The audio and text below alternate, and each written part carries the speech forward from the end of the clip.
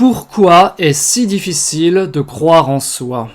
Je vais te le raconter basé sur une expérience personnelle. Parce que je suis sûr qu'il y a beaucoup de gens autour de toi, surtout si tu as peu confiance en toi, qui te disent « mais il faut que tu crois en toi ». Mais finalement, est-ce qu'ils te donnent les bons outils pour y parvenir? Parce que pour y parvenir, c'est un long chemin, surtout si tu viens de loin comme moi. Parce qu'il y a encore quelques années en arrière, je refusais d'être pris en photo. Alors la vidéo, n'en parlons même pas. Et il y avait plein de choses que je n'osais pas faire. Je me contentais des mêmes jobs avec des horaires réguliers, je ne voulais pas prendre de risques. Et c'est seulement depuis 2022, mon déménagement à 900 km de mes terres d'origine, donc à Bordeaux, que j'ai pu vraiment commencer à vivre une vie un peu plus risquée. Et je vais te raconter une anecdote personnelle qui m'est arrivée, même deux anecdotes, justement, qui m'ont montré que finalement, maintenant, je crois de plus en plus en moi. Et c'est des challenges, c'est des tests que la vie te lance comme ça, tu vois, des fois au passage. Parce que là, j'ai eu ma voisine, en fait, elle sait ce que je fais sur les réseaux. Elle sait que je me filme, que je donne des conseils, que j'explique un petit peu ce que je fais. Et elle me dit, mais est-ce que tu crois que ce que tu fais sur les réseaux, ça va marcher? Et là, moi, je me suis arrêté 2 secondes et je l'ai fixé droit dans les yeux.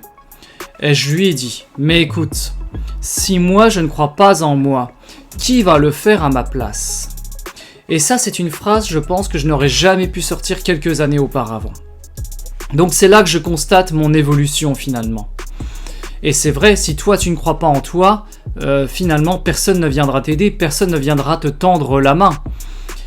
Et deuxième anecdote, d'ailleurs je remercie la personne qui se reconnaîtra peut-être si elle regarde encore cette vidéo. J'ai fait une vidéo sur Génération Perdue qui a pas trop mal marché pour ma petite chaîne et j'en suis plutôt satisfait.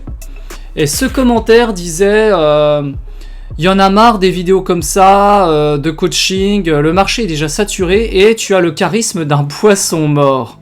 Alors déjà merci, hein, tu m'as fait vraiment rire, ça m'a donné vraiment du baume au cœur et je remercie ce genre de commentaires puisque finalement ça me donne encore en plus envie de me dépasser.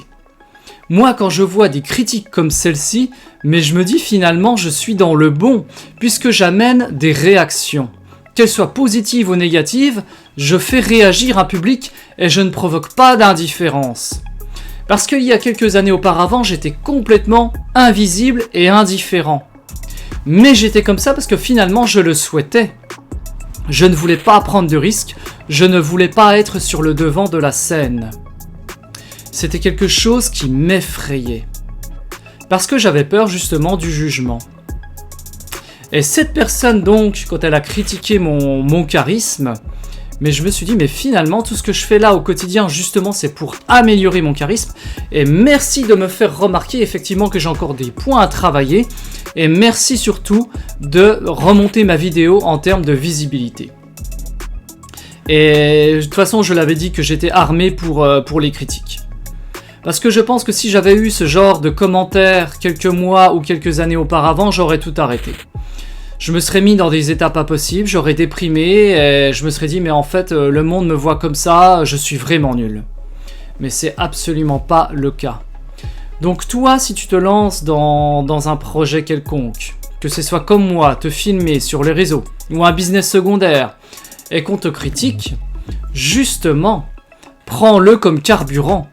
C'est quelque chose qui va te booster au quotidien. Parce que je pense que tu auras plus de critiques finalement que de félicitations. Les gens félicitent pas beaucoup.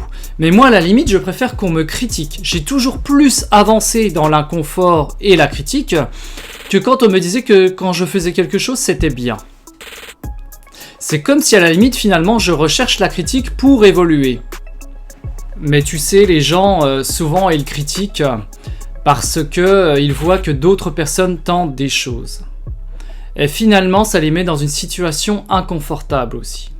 Parce qu'il y a des gens, ils aiment bien que tu restes à leur niveau. Ils ne veulent pas te voir évoluer. Et comme on dit, eh bien, la misère aime bien la compagnie. Parce qu'au fond d'eux-mêmes, ils aimeraient bien ces changements. Ils aimeraient bien avoir le courage d'oser aller vers quelque chose de nouveau. Changer de lieu de vie, changer de profession, changer de religion, changer de partenaire. Mais c'est comme si tout était englué chez eux. C'est comme s'ils n'avaient pas le droit.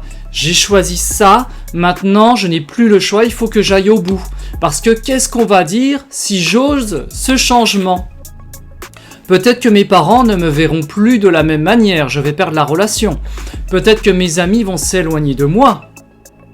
Alors c'est simple, dans la vie tu as deux choix. Soit tu restes cantonné avec tes habitudes, ton entourage habituel pour ne pas les décevoir, tu as le droit.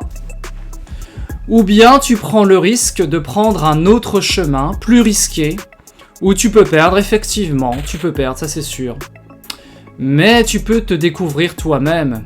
Et je pense que la notion de croire en soi, pour moi, elle n'est disponible que si tu prends la deuxième option, celle du risque. Parce que c'est là que tu vas voir que tu es capable de grandes choses. C'est là que tu vas voir que tu es capable de te débrouiller seul, face à l'inconnu.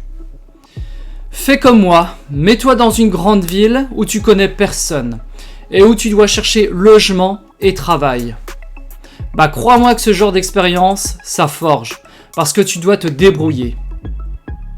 Tu n'as personne à côté de toi pour t'aider.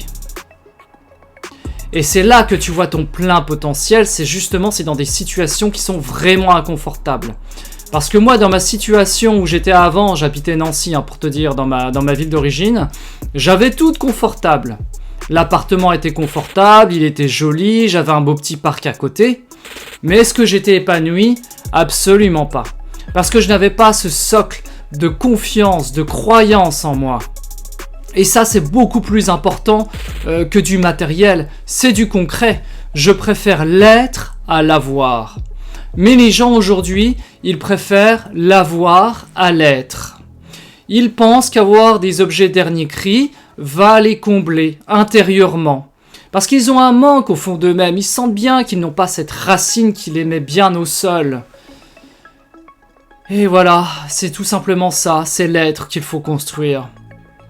Et l'être se construit à travers des expériences. Alors, est-ce que tu vas oser ce changement ? Petit ou grand, tu peux commencer petit. C'est comme une douche froide.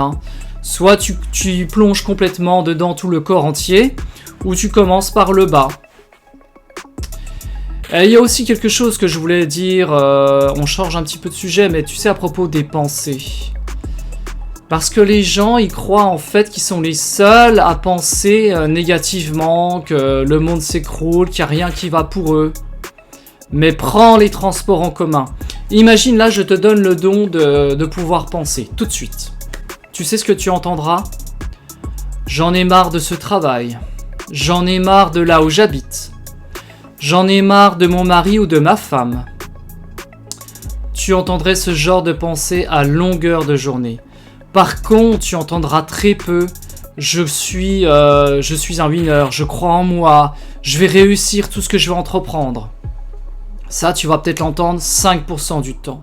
Et ce n'est pas pour rien donc qu'on dit qu'il y a 90% de gens malheureusement qui sont dans la masse, train-train quotidien, et 10% qui réussissent. Parce que les 90%, ils ont ce flot incessant de pensées négatives. Ils n'ont pas travaillé sur leur état d'esprit. Et l'état d'esprit, comme tu le sais, c'est justement l'esprit de ma chaîne.